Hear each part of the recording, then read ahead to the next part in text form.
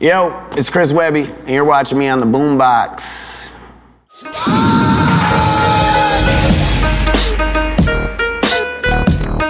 Well, my whole process of learning how to freestyle really revolved around partying, really. It was both partying and smoking weed.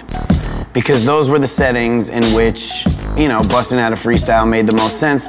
That was my training ground. Back at all those parties, those house parties, there'd always be a designated point in the night where my friends would be like, yo, Webb's about to spit, you know, and everyone would throw the beat on, kind of huddle around, and that was like a thing. I taught my friends how to do it. You know, some people who don't, you know, to this day, they don't rap, but when we all get drunk together, they'll hop in the cypher and I'll have people to rap with, because when you're doing it with yourself, there's no energy to feed off of, and it's not a cypher if you're the only one rapping.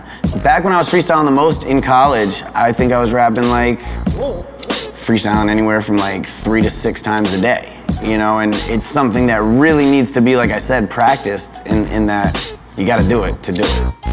Shit, I'm pretty sure she's dead, but you can check yourself while I run a wallet and spend all the money at Taco Bell.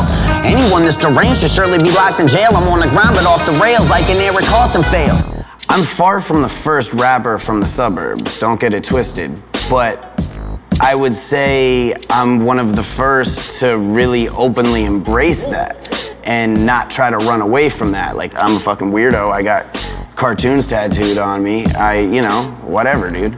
Like, you just got to embrace who you are.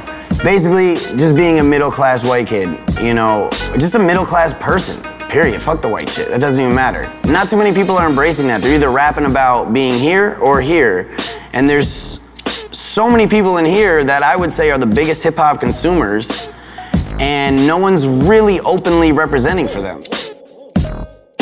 Well, as far as, you know, who influenced me the most, I would say at the time when I was first rapping, it was Eminem, and he just said the wildest shit.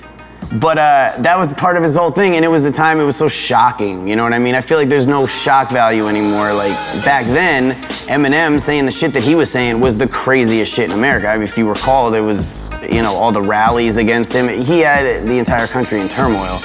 I'm about to open an abortion clinic right next to your local church and go to Narcotics Anonymous, hustling coke and perks. Shit, I'm just trying to piss you off. I really hope it works. Go berserk, I got a dirty mouth, I'll never hold a curse.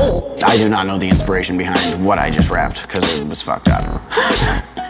But that's good though. When you're doing this kind of shit, you just got to imagine when you're in a cypher, you got to say wild shit. When you got a group of people around you, you want to get them going like, oh, or like, what the fuck? Like you're trying to get a reaction out of people. You gotta be wild. That's always been my technique, at least. There's so many different types of techniques. Then you have like dudes who have more of like a Nas type technique where they're just saying some fucking ill shit and you're like, oh, wow, fuck. You know, I got the more like, oh, what? That's crazy, you know? I scrub my white tee till it turns the color copper and get some Tide detergent and throw it up in the washer. I swear that I'm not crazy though, shit, you could ask my doctor. Psych, I'm off my rocker like an active grandfather, motherfucker.